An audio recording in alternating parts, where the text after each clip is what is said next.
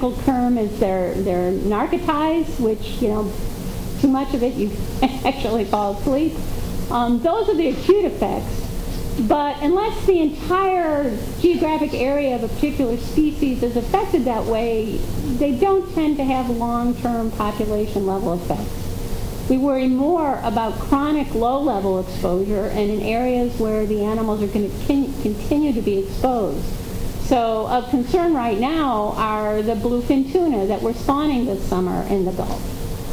Very, very low levels of oil can cause developmental defects in fish eggs, particularly heart defects. They can't pump their blood correctly. And I know colleagues of mine are studying this, trying to see if there's going to be impacts on this population that unfortunately was there at the wrong time. The biggest area we worry about are the marsh areas and the mangrove swamps, because once oil gets up into those areas, it tends to be persistent. And in other places where marshes have been oil, like the marshes of Cape Cod and some of the marshes in the more recent Rhode Island spills, it's been shown that oil can persist for decades.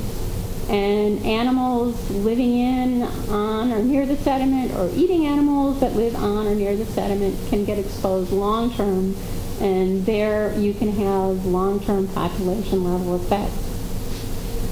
Now, what was different about this oil spill is, as Carl said, we prepare for oil spills, tanker accidents at the surface. This was at the bottom of the ocean in very, very deep water.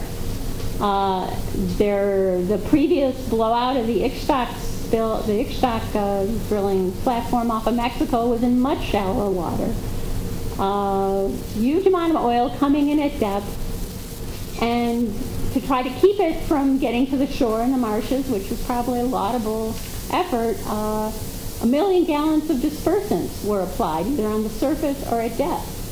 We know nothing about long-term effects of injecting dispersants in cold, deep, very high-pressure water like that. So one of the controversies that remains, even though there seems to be no surface oil left right now, is this subsurface plume. Some people say it's gone.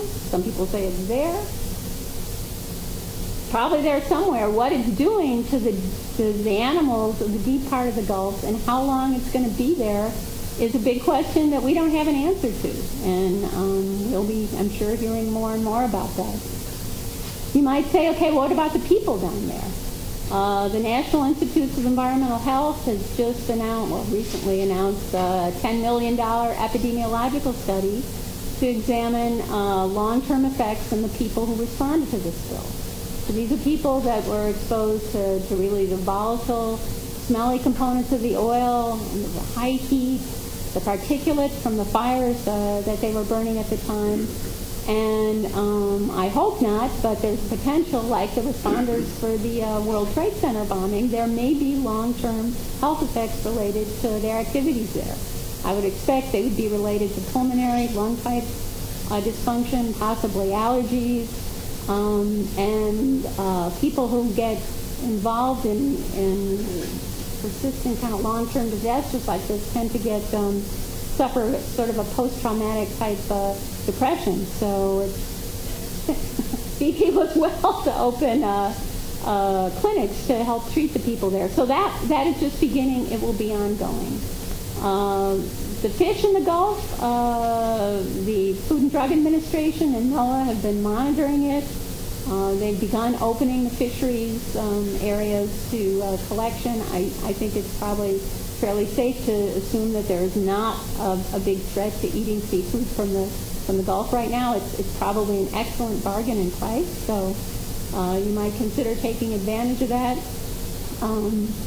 But I guess what I'd like to end with is that oil is a natural phenomenon in the Gulf. There's drilling down there because there's oil close to the surface. Approximately more than 60% of the oil entering North American ocean waters comes from natural feed. So as Jim said, the animals down there are used to it. The problem is they're used to it coming out in a slow, kind of continuous way, not bursting forth at 10 tens of thousands of gallons a day and not necessarily mixed with a whole other set of dispersing chemicals. So the industry is there. It's an important industry. I was fortunate once to be down in Houma, Louisiana. It's 90 miles south of New Orleans. You wouldn't think there's dry land 90 miles south of New Orleans, but there is. But if you look out at night over the Gulf, it looks like you're looking up into the sky. It's a starry, starry night for all these thousands of oil platforms down there. And they're going to, as long as we keep using and needing oil is going to need to be drilled in the Gulf. And our task is really to figure out safer ways to do it, more responsible ways to extract it, and hopefully ways to reduce our dependence on needing so much of it. Thank you.